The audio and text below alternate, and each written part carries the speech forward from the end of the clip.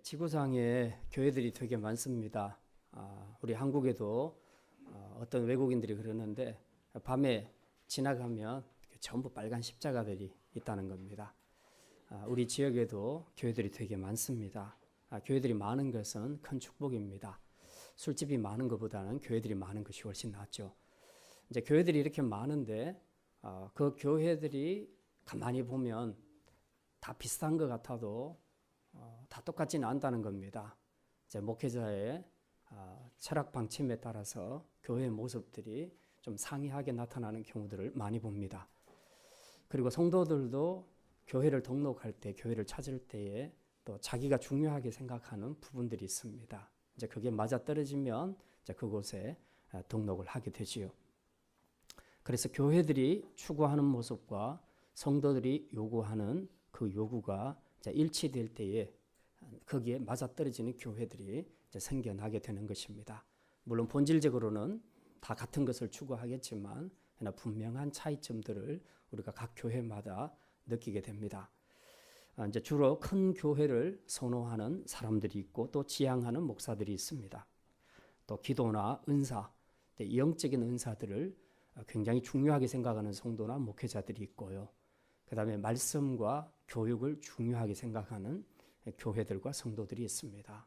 그리고 또 어떤 교회는 특별히 전도나 선교에 모든 것을 거는 그런 사람들이 있고, 그리고 어떤 교회는 다른 것보다도 사랑으로 실천하는, 삶을 강조하는 그런 교회들도 있습니다. 굉장히 다양한 교회들이 있는데 여러분은 어떤 교회를 가장 선호하십니까? 제가 기대는 했지만 너무 감사합니다.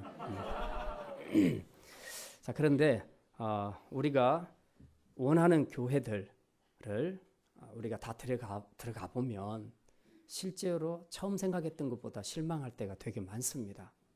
네, 그 이유는 이 땅의 교회는 완전하지를 못합니다. 세상에 완전한 성도가 없는 것처럼 세상에, 이 지상에 존재하는 교회는 완전한 교회는 없습니다. 왜냐? 교회를 이루고 있는 구성원이 사람들이기 때문에 그렇습니다. 사람들은 누구나 할 것 없이 다 죄성을 가진 죄인이기 때문에 10사람, 100사람이 의롭게 산다 할지라도 그 중에 단 한두 사람이 문제가 되면 그 사람들이 문제를 일으키는 순간 그 공동체는 문제 있는 교회가 되는 겁니다. 그렇게 소문이 나는 거예요. 그래서 이게 소문이라는 것이 굉장히 중요합니다. 그 교회 안에 미성숙한 교인을 먼저 경험을 해버리면 그 교회의 모든 장점들이 다 묻혀버리게 되는 겁니다. 그래서 아주 안 좋은 교회로 그렇게 소문이 나게 되지요. 그래서 성도들도 그렇고 교회도 그렇고 세상에 완전한 존재는 없다 하는 것을 우리는 기억해야 합니다. 완전한 성도, 완전한 교회는 천국의 가슴만 이루어지게 됩니다. 그렇다고 해서 우리가 이 땅에서 그냥 다 완전하지 않으니까 그냥 되는 대로 살자, 그런 뜻이 아니라 우리는 이제 완전한 하늘 교회를 향해서 우리가 나아가는 것이죠. 그리고 그 과정에서 각 교회가 가지고 있는 장점들이 있을 겁니다. 그 장점들을 잘 살려서 이제 그쪽으로 원하는 성도들에게 더 많은 그 은혜를 끼치게 될 때 그 교회는 이제 불완전한 교회임에도 불구하고 하나님 앞에서 자기 달란트를 잘 사용한 교회다, 그렇게 말할 수가 있겠습니다. 자, 그런데 그럼에도 불구하고 이제 이런 장점들을 잘 살려서 다른 교회들 혹은 다른 성도들에게 어떤 도전을 주고 또 좋은 영향력을 끼치는 그런 모델되는 교회들이 분명히 지상에도 있습니다. 완전하지는 않지만 이제 그런 교회들을 우리가 눈여겨보게 되면 틀림없이 다른 교회와 다른 어떤 모습들이 있게 된다는 거죠. 그게 뭘까? 여러 가지가 있겠지만 오늘 본문에 제가 그런 교회를 하나 소개하려고 합니다. 그게 바로 라마 나요시라는 교회입니다. 자, 이 교회가 사무엘 시대에 신앙적으로 많은 사람들에게 큰 영향력을 끼쳤던 신앙 공동체인데요. 이 신앙 공동체에서 우리가 본받아야 될 점이 뭘까? 그리고 어떤 점이 지금의 교회들에게 많은 도전을 주고 있을까 하는 것을 우리가 좀 생각을 하려고 합니다. 자, 먼저 말씀 들어가기 전에 사무엘서의 배경을 잠깐 말씀드립니다. 350년간의 사사시대, 아무란 시대는 다 끝났고요. 이제 왕정 시대로 들어오게 됩니다. 그러니까 왕을 세우기를 이스라엘 백성들이 원했는데 그 배경을 보면 이제 사무엘의 입장에서는 참 가슴 아픈 일이었습니다. 하나님께서 이스라엘 백성들을 가나안 땅에서 신정국가로 세웠습니다. 제사장 나라로 세웠습니다. 그러니까 지금까지 그 땅은 하나님이 직접 왕으로 통치하신 땅이라고 말할 수 있습니다. 그럼에도 불구하고 이스라엘 백성들은 왕을 원했습니다. 그들이 원한 이유는 바로 그것이었습니다. 우리도 세상 나라들처럼 보이는 사람 왕이 있어야 되겠다. 그래서 그 왕을 중심으로 뭔가 힘을 결집해서 다른 나라들의 외세의 침략을 막아내고 우리 스스로 나라를 지켜야 되겠다. 이제 그런 생각을 가졌던 겁니다. 얼른 들으면 맞는 말 같은데 사무엘의 입장에서는 몹시 불쾌했습니다. 지금까지 왕이 없었어도 하나님이 너희의 왕이 되지 않았느냐? 필요할 때 하나님이 사사를 보내주지 않았느냐? 그래서 하나님이 너희를 다 구원해 주셨는데 또 무슨 다른 왕이 필요하단 말이냐? 그래서 사무엘이 굉장히 화가 나 있을 때에 하나님께서 사무엘에게 말씀하십니다. 내가 그들의 불순종함, 불신앙을 잘 아는데 너한테 대해서 그런 것이 아니라 나한테 대해서 그런 것이다. 그러니 그냥 그들이 원하는 대로 왕을 세워줘라. 그렇게 허락합니다. 이렇게 해서 처음으로 세워진 왕, 이스라엘의 초대 왕이 바로 사울 왕입니다. 그리고 그를 이어서 2대의 왕이 되는 것이 바로 다윗 왕이죠. 자, 이 사무엘상, 사무엘하, 이제 이 책을 우리가 한 달에 걸쳐서 읽게 될 것입니다. 분량이 길어서가 아니고 이제 여기에 많은 끼워 읽기 하는 시편의 내용들이 들어가기 때문에 그렇습니다. 사무엘서는 사무엘이 기록했지만 주인공은 다윗입니다. 여러분이 사무엘서를 읽을 때 사무엘이 주인공이겠구나 하는 생각은 가지시면 안 되고요. 사무엘이 기록했는데 그 대상 주인공은 다윗이다. 그래서 사무엘을 읽을 때 시편을 같이 끼워 읽기를 하게 됩니다. 왜냐하면 다윗은 참 용맹스러운 군인이기도 했지만 또 악기를 잘 다루는 음악가이기도 했고요. 그리고 동시에 글을 잘 쓰는 문학가이기도 했습니다. 그래서 시편의 많은 내용들 중에 상당 분량이 다윗이 직접 쓴 시들입니다. 그리고 이 시들의 내용들을 훑어보면 상당수가 말하자면 가장 어렵고 힘든 고난의 시기 때에 자기 안에 엉어려진 이 모든 것들을 다 쏟아내놓는 비탄시들이 굉장히 많이 있습니다. 그리고 그 비탄시에는 항상 그럼에도 불구하고 이 모든 상황에서 함께 하시는 하나님을 찬양하고 경배하는 내용들이 나오게 됩니다. 이제 바로 이런 내용들이죠. 그래서 이런 내용들을 이해하려면 사무엘서 사건과 같이 병행해서 읽어줘야 이해할 수 있습니다. 사무엘서 따로 읽고 시편을 따로 읽게 되면 그 시편의 내용이 왜 이 시인이 이런 글을 썼는지를 이해할 수가 없게 됩니다. 근데 이제 여러분이 읽으실 때 사무엘서와 같이 병행해서 읽다가 보면 이 배경 때문에 다윗이 이런 시를 썼구나 하는 것을 이해할 수 있게 된다는 것입니다. 근데 이제 사무엘서와 시편을 계속 왔다 갔다 읽다 보면 좀 혼란스럽습니다. 그래서 어디까지 읽었는지도 잘 모르고 놓칠 수도 있는데 여러분이 혹시 혼란을 느낄까 봐 오늘 프린트물로 나눠드렸습니다. 받으셨죠? 예, 이제 그거 보시면서 좀 약간 불편하시겠지만 몇 주간만 이렇게 고생하시면 다른 부분들은 쉽게 이해할 수가 있겠습니다. 자, 그럼 이제 라마나옳 공동체, 라마나옳 교회가 어떤 점에서 지금 이 땅의 교회들에게 도전이 되고 있는가, 좋은 롤 모델이 될 수 있겠는가, 우리가 그 말씀을 생각하려고 합니다. 첫 번째는 라마나옳 교회는 고통당하는 자들의 피난처 역할을 감당했습니다. 한번 따라합시다. 고통당하는 자들의 피난처였습니다. 네, 라마나옳이라는 이름 자체가 좀 생소하지요. 잘 들어보지도 못했습니다. 라마와 나옳은 구분해야 됩니다. 라마는 지역의 이름인데요. 사무엘의 고향입니다. 그리고 나옳이라는 것은 지명이 아니고 라마 안에 있는 어떤 건물 이름을 이야기합니다.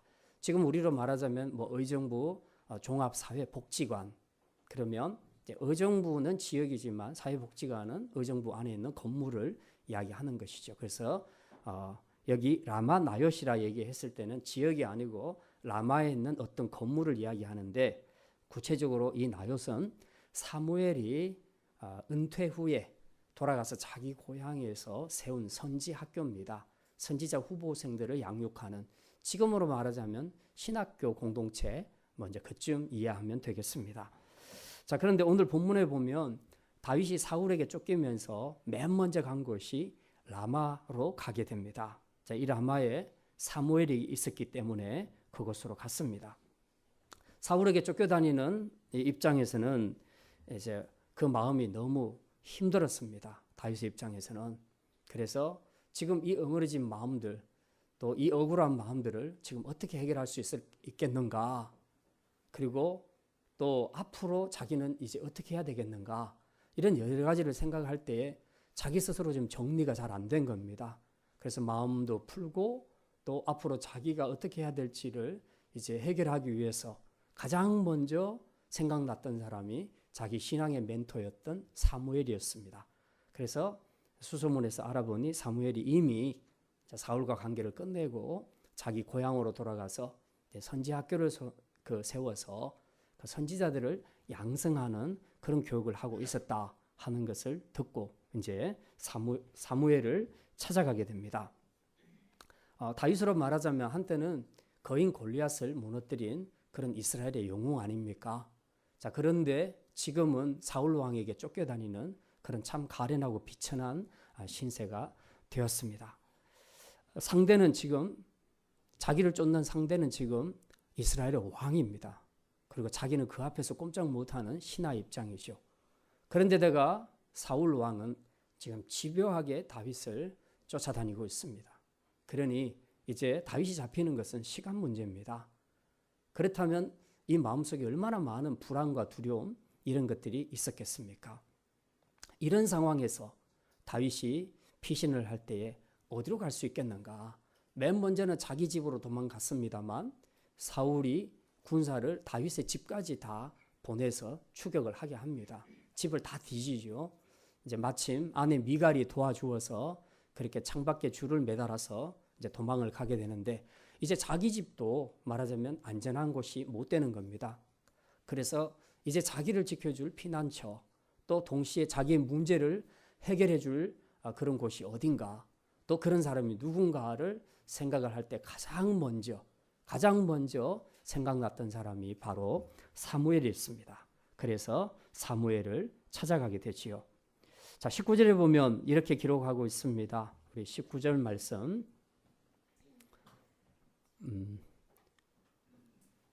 18절 말씀 같이 읽겠습니다. 다윗이 도피하여 라마로 가서 사무엘에게로 나아가서 사울이 자기에게 행한 일을 다 전하였고 다윗과 사무엘이 나요스로 가서 살았더라. 네. 다윗이 사무엘을 찾아가서 무슨 얘기를 했다고 합니까? 사울이 자기에게 행한 모든 일을 다 사무엘에게 전했다고 합니다. 지금 이건 고자질이라는 뜻이 아닙니다. 자기 안에 있는 쌓인 모든 감정들, 이런 억울함, 분노, 그리고 두려움, 불안, 앞으로의 계획에 대한 이런 부분들, 이런 것들을 생각할 때 도저히 자기가 견딜 수가 없었던 겁니다. 그래서 일단 이걸 좀 덜어주는 사람을 만나야 되겠고, 또 한편으로는 앞으로 자기가 어떻게 해야 될지에 대해서 가르쳐주는 그런 그 조언이 필요했던 것입니다. 그래서 이걸 가장 확실하게 해결해 줄 사람, 해결해 줄 공동체를 찾았는데 그게 바로 사무엘이었습니다. 그래서 가서 이제 자기 안에 있는 모든 것들을 다 쏟아내놓고 이야기를 했지요. 그랬더니 사무엘이 이 다윗과 함께 나요스로 가게 되었다.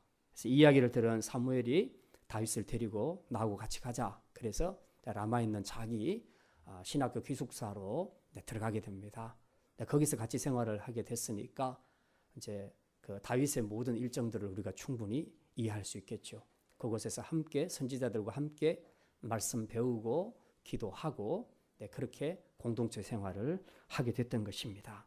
자, 우리가 신앙생활을 하다 보면 때론 믿음이 있다 하는 사람들도 굉장히 이해하기 힘든 고난도의 그런 고난이나 또 어려운 상황을 맞을 때에 굉장히 힘들어할 때가 있습니다. 네, 이럴 때 우리가 할 수 있는 최선의 방법이 무엇이 있을까? 그것은 바로 하나님의 사람이 있는 곳, 그리고 하나님의 교회를 찾아가는 것입니다. 왜냐하면 그곳에 하나님이 계시고 그곳에 성령님이 일하시고, 그래서 그곳에 하나님의 위로와 말씀이 있고 또 함께 연합하여 기도하는 공동체의 기도가 있기 때문입니다. 그래서 한마디로 교회는 환난당하는 자의 피난처가 되어줘야 한다는 사실입니다. 실제로 사무엘을 만나서 대화하는 동안 다윗은 자신 안에 있는 응어리진 것들을 다 쏟아내 놓을 수 있었습니다. 우리가 사실 상담사를 만날 때에, 상담할 때에 상담사가 모든 것을 다 해결해 주지 않습니다. 문제는 자기가 풀어야 되는데, 그래도 상담사를 만나게 되는 것은 상담사에게 자기의 모든 것을 다 털어내올 때 상당 부분 치유가 이루어지는 것입니다. 어디 말할 데가 없는 그런 상황인데 이제 어쨌든 그걸 다 털어내놓을 수 있다는 거. 근데 그것은 굉장히 좋은 치료가 될 수 있는 것이죠. 그렇다면 다윗이 사무엘을 찾아갔을 때 그 자기의 신앙의 멘토였던 사무엘 앞에서 자신이 당한 이 억울한 일을 다 이야기했을 때 뭐 웃으면서 여유 있게 이야기했겠습니까? 진짜 눈물을 흘리면서 그렇게 이야기를 했겠죠. 그리고 그 이야기를 들은 사무엘도 가만히 있었겠습니까? 그를 위해서 기도해주고 격려해주고 이 시련을 어떻게 이겨나갈 수 있겠는지에 대해서 하나님의 일하심에 대해서 말해줬을 것이고, 또 앞으로 어떤 믿음으로 나아가야 될지를 분명히 조언을 해줬을 것입니다. 이제 우리가 어려울 때에 어디 가서 이런 도움을 받을 수 있겠는가? 결국 믿음의 사람들이 있는 그 믿음의 공동체 안에서만 가능하다 하는 것을 우리가 기억해야 합니다. 여러분은 힘들고 어려울 때 누구를 찾으십니까? 여러분은 어디를 가십니까? 사울 왕은 힘들 때에 하나님을 찾지 않고 엔돌 무당을 찾아갔습니다. 그래서 그곳에서 엄청나게 망신을 당하게 되죠. 자기 손으로 무당들을 다 쫓아내라 해놓고는 또 나중에 자기 신앙이 타락하니까 자기가 스스로 무당을 찾아갔다는 겁니다. 무당한테 들키게 되죠, 결국은. 그래서 엄청난 망신을 당하게 됩니다. 우리가 어렵고 힘들 때에 어디를 찾아가야 될 것인가? 이상한 데 찾아가서 세상적인 방식으로 문제를 해결하려고 할 것이 아니라 먼저 우리의 신앙의 멘토를 찾고 하나님의 사람들이 있는 믿음의 공동체를 찾아야 한다는 사실입니다. 왜냐하면 교회는 고통 중에 있는 자들에게 주시는 주님의 약속의 말씀이 있기 때문입니다. 수고하고 무거운 짐진 자들아 다 내게로 오라, 내가 너희를 쉬게 하리라. 주님이 머리로 계시는 교회는 주님만이 주실 수 있는 참된 안식과 쉼이 있습니다. 그리고 믿음의 공동체에는 세상이 줄 수 없는 위로와 그리고 회복이 있습니다. 그러므로 이제 저와 여러분이 힘들 때에 그냥 혼자 끙끙 앓고 괴로워하지 마시고 이제 주님의 전으로 나와서 믿음의 사람들과 함께 기도하고 예배하는 가운데 여러분의 삶이 새롭게 회복되는 축복의 역사를 볼 수 있기를 주님의 이름으로 축원합니다. 두 번째는 라마나역 교회는 다음 세대를 훈련시키는 선지 동산이었습니다. 한번 따라하겠습니다. 다음 세대를 훈련시키는 교회가 되라. 사무엘 선지자가 고향인 라마로 내려온 이유는 아까 말씀드렸습니다. 사울 왕이 이미 하나님 앞에 불순종한 왕의 길을 걸어가게 될 때에 이제 사무엘도 어쩔 수 없었습니다. 하나님이 버린 사람 어쩔 수가 없어서 이제 이 불순종하는 사울 왕과 이제 이별을 하게 됩니다. 나는 이제부터 당신과 함께 하지 않겠습니다 하고 이별을 선언하고 지금 자기 고향으로 내려가 있는 겁니다. 그런데 그곳에서 한 일이 뭡니까? 선지 학교를 세워서 이제 믿음의 후배들을 양성하는 그런 일들을 했던 것이죠.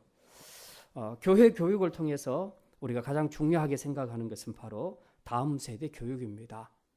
공적인 자리에 있건 또 사적인 자리에 있건 또 내가 교회 현장에서 뛰는 교회 교사이건 아니면 집에서 우리가 일하는 가정 전업주부이건 관계없이 우리가 정말 잊어버려서는 안 되는 그 중요한 우리의 사명이 있습니다. 그것이 바로 다음 세대를 양육하는 사명입니다. 사무엘은 비록 은퇴했지만 하나님 나라를 세울 다음 세대를 반드시 양육해야 되겠다는 목표를 가지고 돌아가서도 열심히 이 후배를 양육하는 교육을 진행했던 것을 우리가 알 수 있습니다. 역사는 현재가 아닌 미래를 생각하고 준비하는 사람에 의해서 이루어져 갑니다. 그래서 교육은 백년지 대계라고 그렇게 말합니다. 신앙교육도 마찬가지입니다. 미래를 볼 수 있는 부모들만 신앙교육을 할 수 있습니다. 미래를 생각하는 교사들만 올바른 다음 세대 신앙교육을 할 수 있다는 것입니다. 아무리 지금 각 교회마다 장년부가 부흥한다 할지라도 그 교회의 교육기관이 부흥하지 못한다면 이제 그들에게는 희망이 없어지는 것입니다. 반대로 아무리 장년부가 약하다 할지라도 주일학교 각 교육기관들이 부흥하게 되면 그 교회는 희망이 있는 교회라고 말할 수 있는 것이죠. 물론 숫자만 중요한 것은 아닙니다. 신앙교육의 내용과 질이 중요합니다. 우리 교회가 다음 세대를 위해서 모든 기도와 에너지를 쏟아붓고 사무엘처럼 다음 세대를 이끌어갈 다음 세대 교육에 우리가 몰두한다면 틀림없이 우리 교회는 미래가 밝을 줄 믿습니다. 라마나역 공동체는 그런 점에서 이스라엘의 미래를 밝게 해주는 등불과 같은 교회였다. 그렇게 생각할 수 있습니다. 우리 샘물교회가 라마나역 공동체처럼 이 어두운 세상을 밝혀줄 등대와 같은 교회가 될 수 있도록 다음 세대를 영적으로 힘있게 세우고 길러내는 교회가 되기를 주님의 이름으로 축원합니다. 이제 마지막입니다. 라마나역 교회는 성령의 임재가 강한 교회였습니다. 한번 따라합시다. 성령의 임재가 강한 교회가 되라. 사울 왕은 다윗이 라마나요스에 있다는 정보를 듣고 잽싸게 군사들을 보내게 됩니다. 근데 이 전령들은 보통 군사들이 아니고 잘 훈련된 특수부대 군사들입니다.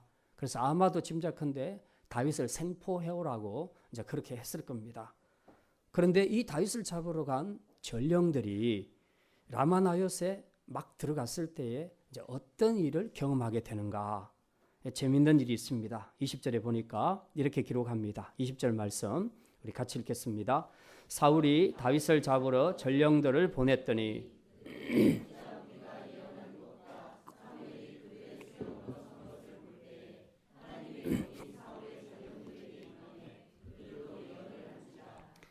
그들이 라마나요스에 들어갔을 때에 뭘 보냐 하면 많은 선지자들이 예언하는 것을 봤습니다. 그리고 그 선지자들 중에서 최고 지도자가 누군가를 봤더니 사무엘이었다는 겁니다. 그래서 이게 뭔가? 다윗은 어디 갔지? 근데 도대체 이건 뭔가? 이 생각을 하는 순간에 갑자기 하나님의 영이 그들에게 임한 겁니다. 하나님의 영이 임하니까 그때부터 그들도 선지자들과 똑같이 함께 예언을 하게 되더라는 겁니다. 이제 이 현상을 보고 어떤 사람이 깜짝 놀라서 사울 왕에게 다 보고를 합니다. 당신이 보낸 전령들이 가서 라마노에스에 들어가자마자 하나님의 영의 임재를 받고 선지자들과 똑같이 지금 예언을 하고 있습니다. 그러니까 사울 왕이 또 전령들을 또 보냅니다. 그래서 이 보낸 전령들도 가니까 또 똑같이 그렇게 되거든요. 그러니까 사울 왕이 또 세 번째로 또 다른 전령들을 보냅니다. 그러니까 벌써 이제 이렇게 되면 눈치를 챘어야 되는데 이 사울 왕이 계속 보내는 겁니다. 인간적인 고집이 굉장히 세지요. 그랬더니 이 세 번째 전령들도 똑같이 하나님의 영을 받고 지금 선지자들과 똑같이 예언을 하고 있는 겁니다. 무슨 이런 기막힌 일이 다 있나? 사울이 이제 자기가 한번 가봐야 되겠다라고 생각하고 직접 이제 나서게 됩니다. 사울이 나섰는데 사울에게도 똑같은 현상이 나타납니다. 23절과 24절에 이렇게 기록을 하고 있습니다. 같이 읽겠습니다. 사울이 라마나요스로 가니라. 하나님의 영이 그에게도 임하시니 그가 라마나요스에 이르기까지 걸어가며 예언을 하였으며 그가 또 그의 옷을 벗고 사무엘 앞에서 예언을 하며 하루 밤낮을 벗은 몸으로 누웠더라. 그러므로 속담에 이르기를 사울도 선지자 중에 있느냐 하니라. 아멘. 참 놀라운 일입니다. 다윗을 잡으러 간 전령들도 그렇고 그리고 사울까지도 잡으러 들어갔는데 하나님의 영이 임하니까 선지자들처럼 예언을 하고 있더라는 겁니다. 그리고 사울의 경우는 조금 더 특이하죠. 그가 옷을 벗고 사무엘 앞에서 예언을 했더라. 그리고 하루 종일 벗은 몸으로 그렇게 했다고 합니다. 이건 또 무슨 얘기인가? 하나님께서 사울의 옷을 벗겼다는 것은 그의 교만한 권위를 다 벗겨내셨다는 뜻입니다. 성령의 역사할 때는 사람의 가장 교만한 부분을 벗겨내는 역사가 나타나는 겁니다. 이처럼 성령의 역사는 강력하게 나타났습니다. 다윗을 잡으러 간 전령들도 원래 자신의 목적을 다 망각해버리고 선지자들과 함께 예언을 합니다. 사람이 자기 목적과 계획을 가지고 하나님 앞에서 무슨 일을 꾸미려고 하든지 그런 것은 의미가 없습니다. 왜냐하면 하나님의 영이 역사하면 하나님께서 일하시면 자기의 계획과 생각과 전혀 관계없이 일이 진행된다는 것입니다. 이게 바로 하나님의 역사하심입니다. 제가 유튜브를 통해서 어떤 목사님의 간증을 들었는데 그분은 기자 출신으로서 47세 때 예수님을 처음 영접하게 되었다고 합니다. 그분이 바로 조정민 목사님입니다. 가끔 제가 주보에 시에 조정민 씨 목사님 글을 제가 올리죠. 그분 글을 보면 진짜 예리합니다. 아주 통찰력이 뛰어난 분인데 제가 그분의 글을 너무 좋아해서 책을 2권 사서 계속해서 보고 있습니다. 그리고 좋은 부분들은 이제 주보에 시에 올리고 있는데요.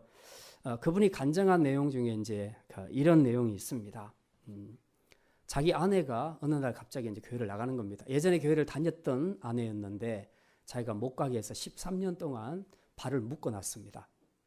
그랬는데 13년이 지나고 어느 날부터 자기 아내가 교회를 열심히 다니기 시작하는 겁니다. 이제 나이도 먹을 만큼 먹었으니까 남자가 아무리 말해도 말을 안 듣는 겁니다.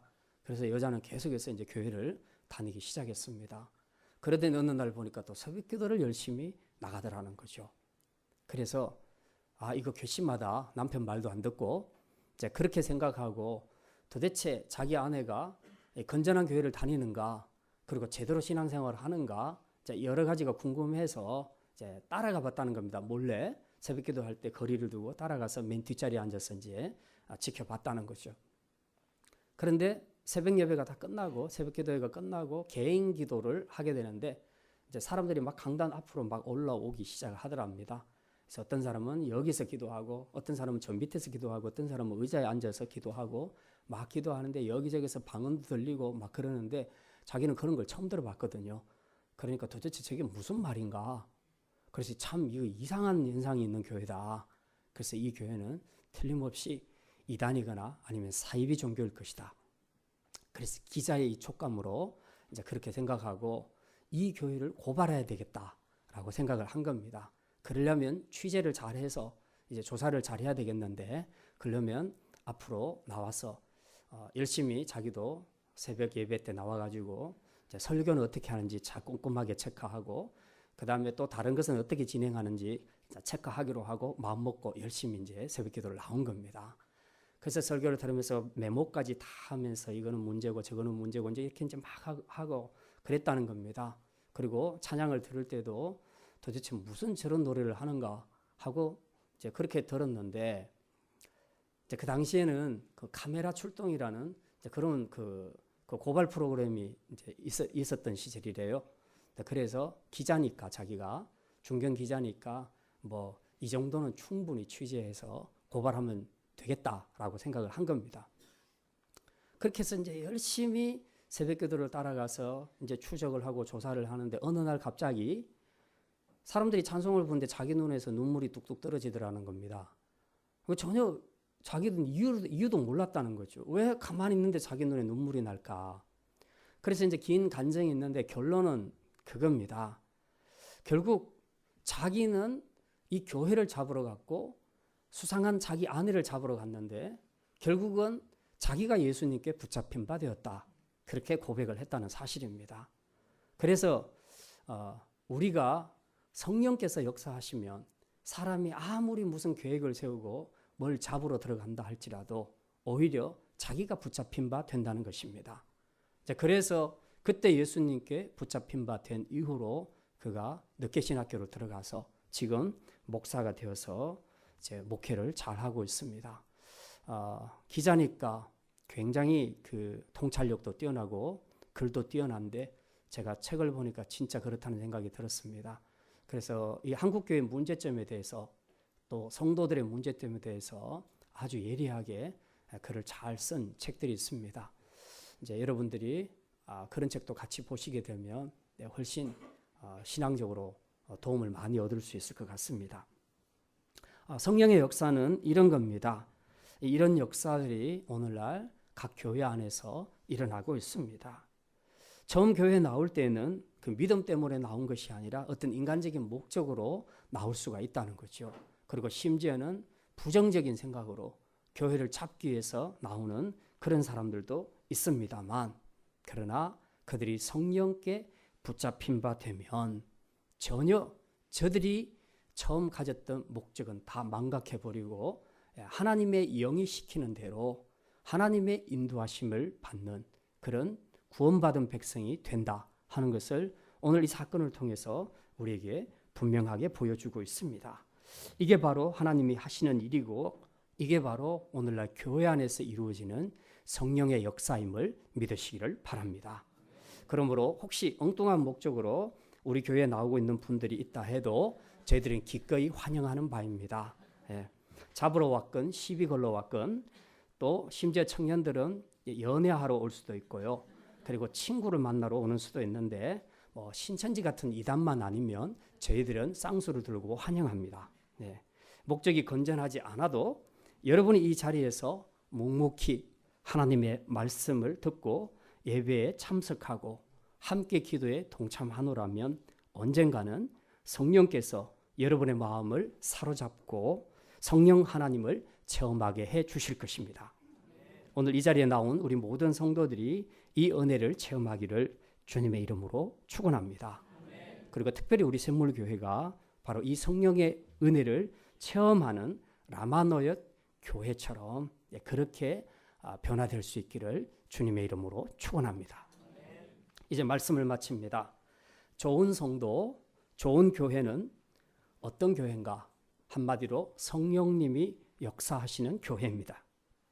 구체적으로 라마노옙 공동체는 세 가지 점에서 우리에게 도전을 주고 있습니다. 첫째는 고통과 환난 중에 있는 자에게 위로가 되고 힘이 되어주는 피난처 교회라는 것입니다. 두 번째는 어두워진 세상을 밝히는 등대가 될 수 있도록 다음 세대를 신앙으로 교육시키는 교회입니다. 세 번째는 사람이 어떤 목적으로 왔을지라도 성령의 역사로 그들이 변화받고 하나님을 체험하게 하는 그런 교회입니다. 그래서 우리 샘물교회가 라마노옙 교회와 같이 성령님의 역사하심 가운데 세상에 큰 위로와 힘과 능력을 공급해주는 살아있는 교회가 되고 또 그런 우리 샘물교회 성도가 다 되시기를 주님의 이름으로 축원합니다. 기도합니다.